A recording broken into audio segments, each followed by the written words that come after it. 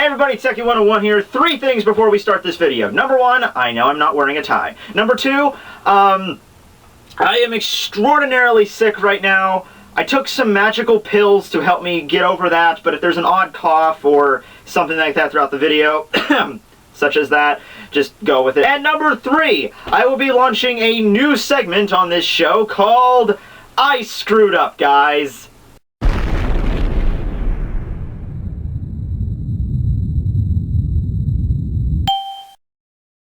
Just realized the title of that was a little bit sexist, but that's beside the point. Anyway, the main point of this is to explain all the things I got wrong in the last chapter review, such as Masaki was not a member of the Ishida family. She was a member of a completely different family altogether. Number 2, it was most likely the maid, Katagiri, that would be Uryu's mother. Also, I seem to have completely forgotten that we have seen Ryuken's father before, and that would be Soken Ishida. And, you know, these two wouldn't be that big of a deal, except for the fact that I went on like a 5-minute tangent in the last video discussing in great detail the family tree, along with the fact that I named the flippin' review as Quincy Bloodlines.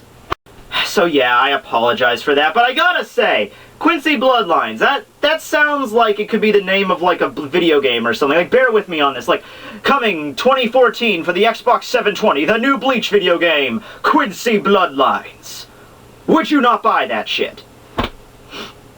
Okay, this intro's gone on long enough. Intro time!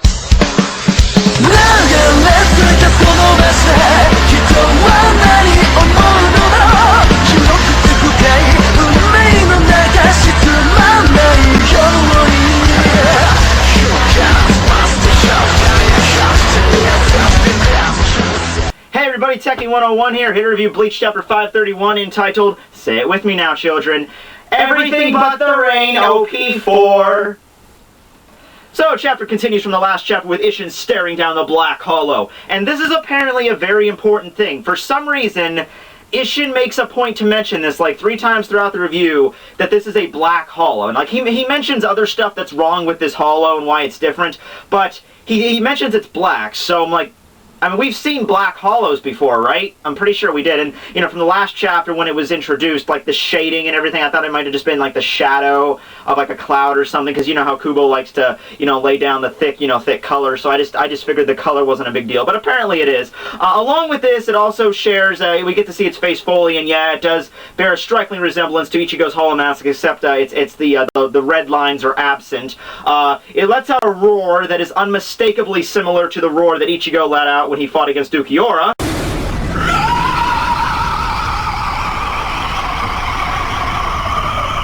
Yeah, I was kind of obligated to use that clip. And also, kind of an interesting thing is when the hollow lets out a roar, we can see another layer of teeth inside the monster's teeth. Now this, of course, is how every hollow is. Like, even the most common of hollows have this trait. But ever since we got into the Arrancars, Vastolordes, and even, like, I think even the Menos, you know, that trait with the mouth being inside the other mouth, that kind of disappeared. So that's very interesting. Like, I mean, we haven't really ever saw a fully developed Vastolorde, so this could just be a Vastolorde for all we know, because the only Vastolorde we've ever saw in like pure hollow form would have been the Hollybell doesn't count because that was in filler, so that probably would just be Ukiura in the Ukiura side chapter in Bleach Unmasked, the data book. And in that particular chapter, he didn't even have a mouth to begin with, so we really can't go off of anything there. I believe Stark was already an Arrancar, like a naturally born Arrancar, so that wouldn't count. So, you know, I'm not really sure if that has to deal with anything. Maybe it has to deal with, like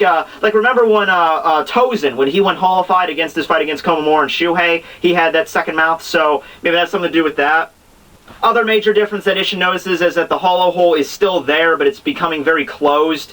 So, he doesn't exactly know what it is, but he knows 2 things for sure. He knows, number 1, that it's extremely badass for cutting down 2 Shinigami in like 1 millisecond flat, and also the fact that it has the Ryatsu of a hollow. Hollow charges at him, and Isshin draws his sword. We cut back over to, not 100% sure exactly where this is. Secret underground base in the Soul Society? Hueco Mundo? Not really sure. Anyway, this is where Aizen, Dozen, and Gin are examining the fight. They say that their unexpected arrival of Ishin is quite discerning because of the, he didn't file, I guess you have to file a permit to go to the world of the living, which makes sense. But he says that they want to get a closer look at him. Also, this also brings up to the fact of the Gentei Kaijo, the limit removal, because Ishin went to the world of the living without filing, like, going through the proper channels. Does that mean he was he had a Gentei Kaijo placed on him? Probably not, because I would assume you would go through the proper channels and get, like, a requisition to go to the world of the living. Yeah, this is like Soul Society taxes, like Soul Society W-2 forms, whatever.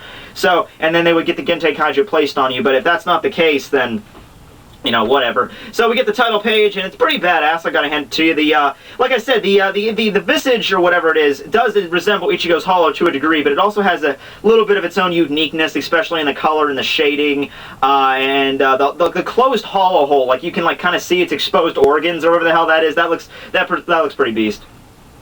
So we cut back over to the Ishida mansion, where Masaki is looking out the window and sensing the massive Ryatsu. She heads out, to which Ryukin says that they can't, because apparently, in this kind of situation, this is kind of a dick move, but whatever, apparently they have to wait until the Shinigami die before the Quincy's come out. And even then, they're only allowed to send the Gemi shit mudbloods of Quincy, such as Katagiri, who's half Quincy. So, I mean, this makes sense in the grand scheme of things. I mean, because the Quincy's are dying out. There's not many of them left. That's the whole point why Masaki has to learn and like moved in with the Ishida family. And the whole point is, their primary job is to exterminate hollows. They have to do it, but they can't endanger the purebloods, because if they run out of purebloods, then the entire clan, or whatever it is, will be completely sullied. So, you know, they like wait until the Shinigami die, and then they send out the mudbloods to deal with it, and then I guess if the mudbloods die, then the etched Quincy, or the pure Quincy, head out to take care of the problem.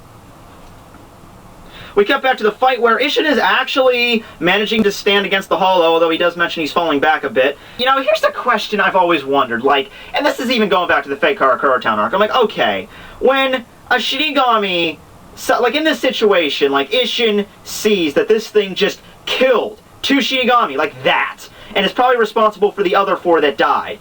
And, you know, like, wouldn't he go, like, instinctively, like, oh, shit, I should probably use Shikai and finish this thing off as quickly as possible? No. Same thing with the fake Karakura Town. It's like, okay, everybody, this Aizen's gonna try to wipe out Karakura Town and pretty much overthrow the king, take over the world. Let's fight with our sealed swords for the first couple of battles and only go into Shikai when it's absolutely... No! That's not how you do it! You just go into Shikai. If you have a Bankai, go into Bankai. Try to finish the thing off as quickly as possible. But whatever! I've complained about this so much, my throat's actually just gotten dry from mentioning it, so let's just move on. Random Shinigami number 3, also probably dead by the end of the next chapter, appears and says that you're in the wrong jurisdiction. You need to go and file a W-17 form over at the Soul... I don't get it. It's just like... Does she just see Ishin hurtling toward her with this massive black visage of a hollow beating the crap out of him, and her first thought is just like, hey, you're not allowed to be over here? Anyway, the hollow seems to think this is complete bullshit anyway, and launches a Sero, which I guess, I mean, she was completely unimportant, so it's not like we're going to see her again. I'm just going to assume she died. If not, you'll probably see her charred corpse next chapter lying on the building or something. But, yeah, then we just got back over to Masaki's situation, who pretty much gives the speech that you could have figured that she would have given her personality. Like, it's like, even though I'm not allowed to go outside, I need to go outside because I wouldn't be able to forgive myself if I didn't go outside. Okay, so that's about as every bit expected from the main heroine of a flashback arc. So after she leaves, Ryukin pulls out a little pager, cell phone thing or whatever, and announces that Katagiri, it's time to go out. Prepare the reishi armor. The fuck? You guys get reishi armor? What the? When did the Quincy's ever have reishi armor? Was that ever a thing? Wait, was that thing that Ryu used when he went to Let's Steal? Was that like what they're talking about? If so, why would you not use that stuff all the time?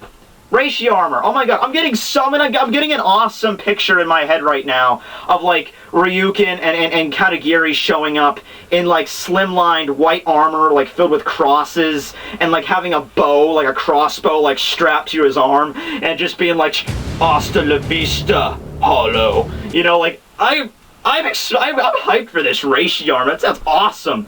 Alright, kind of final scene of the chapter. Cut back over to Ishin, who apparently was not harmed by the Sero at all. I guess he dodged it. But he also makes a point to mention that that's not a hollow, and that's not how a Menos Grande fights. using Ceros, I would assume that's how any Hollow fights, but whatever. So he comes up to the realization that something this strong would have definitely been sensed by the Soul Society if it was just, like, free to roam, so that means something has to be sheltering it. He asked who it is, but of course it's a Hollow. It's not even, like, I don't even think it even might have the ability to speak. It's clearly intelligent, but I don't know if it'll have the ability to speak. In response to this, Isshin releases his Zanpakuto, Burn Egetsu, which I suppose surrounds it in just flames, which I guess would make Isshin Zanpakuto a flame-type Zanpakuto, similar to Ryujin Jaka. But pretty cool. I was really worried for a second reading this chapter, because I'm pretty sure I knew where this was going. They would have to release a Shikai eventually. I was really kind of like, oh, okay, this better not be a thing. So he has Getsuga Tensho too, so I was really worried, like, his Shikai would look exactly like Ichigo's, like it would have the cleaver shape, and, you know, something like that. So I was really worried that would happen, but no, the blade relatively stays the same, it just clouds it in flame, which also makes sense going back to his fight against Aizen. Remember how he seemingly used Getsuga Tensho while in his sealed form, and we were always kind of curious about that, like, you can use Getsuga even when it's sealed, but even when it would be in Shikai, it would look similar to sealed. So I guess that solved that little issue there. He's about to attack the Hollow, and all of a sudden he gets cut from behind, falls to the ground, and we see Aizen and Ginen Tozen in the Ryatsu cloak that Urahara invented. Swaggerjacking! I apologize. Swaggerjacker! You fucking Swaggerjacker, Aizen! You stole that from Urahara! Damn it! Yeah, can you think of nothing on your own, you freaking copyright? Like, can you, like, it's so, like, it's hard not to even bring up that comparison. It's like, back in Turn Back the Pendulum, you know, he was doing the whole messed up thing with the visors out in the field. Urahara shows up. Aizen's just like, I didn't feel your Ryatsu. Urahara's just like, oh, well, that's because I have this Ryatsu blocking cloak I invented. Like, really? Really? You do now? Okay, that's nice. And you just know that in the next chapter, if Isshin is still conscious, because this is Bleach, I mean, he just got like a little tag on the back. I mean, he'll probably just wake up and be like, he's like, Aizen, is this you, you bastard? Like, yeah, I already went through this speech like 50 years ago, you don't have to repeat it. But you just know, if Aizen's like still conscious, he'll like brag about it. He'll be bragging about how, oh yeah, I invented this Ryatsu cloak that blocks my Ryatsu. 100% me. And he has like a little trademark appear at the bottom of the screen or something, like trademark Sosuke Aizen. So yeah, okay, so that's the end of the chapter right there. Aizen and Tozen and Gin have appeared on the battlefield. So I'm assuming that this might be the wound that caused Isshin to fall down and, like, Misaki sees him. Probably what's going to happen now is Isshin's going to fall to the ground, and Gin, Tozen, and Aizen are probably going to take the Hollow Menos Grande, Vasto Lorde, whatever the hell it is, and bring it back to Huecamundo. And then Misaki's going to show up on the scene and find... No, because Misaki does something to the Hollow. Okay, so maybe, okay, let me rethink this. Maybe the Aizen and Gin will leave, and then the Hollow will try to finish off Isshin, and then Misaki does something, and then that's where we connect from the previous chapter. That makes sense, right? I think it does. Whatever, so, pretty much all I got out of this chapter is that I'm really hyped for this Reishi armor thing. You better not screw me up. Like, it was awesome, too. It was just like Ryukin, like, has a secret base, like the CIA of Quincy's. It's just like, Katagiri, we're going out. Prepare the Reishi armor. You know, like, I'm obviously not sure what it is, but I have an idea what it might be. If we're talking about, like Quincy's need Reishi to form their bows. That's what they make it out of. And I think Uryu even said, like, I can make a bow and arrow in the human world, but it's a little bit harder because there's not that much Reishi. It's easier to do it in Huecamundo. So maybe the Reishi armor has some kind of function that emanates Reishi that enables them to use their techniques a little bit more proficiently or a little bit more stronger. So yeah, that's one thing. So anyway, that's my video. I hope I didn't cough too much through it. So anyway, yeah, Tekking101 signing out. See you guys. Reishi armor. I'm hyped for this. Okay, see you guys.